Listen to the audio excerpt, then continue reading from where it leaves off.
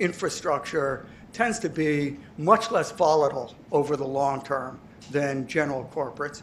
And secondly, you tend to see much lower default rates and much higher recoveries for infrastructure debt as compared to corporates. We find similar results through another means, and that is a consortium of over 40 financial institutions, some of which are represented by participants today. And these financial institutions share with us their performance data for their book of project finance loans. This represents an enormous portfolio, more than 60% of all of the project financings that have closed over the past 30 years. And we similarly analyze the performance of these securities, and we draw a number of conclusions. Some of them you would expect to see, and then there are some surprising outcomes.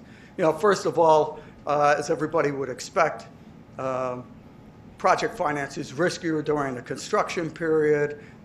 It's got low default rates, high recoveries, and interestingly, the credit quality of these securities tend to improve over time as opposed to decline, which is what you would see typically in corporate debt.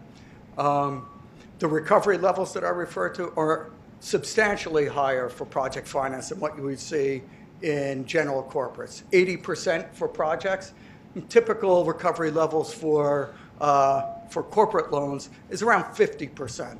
So a substantially less risky asset class.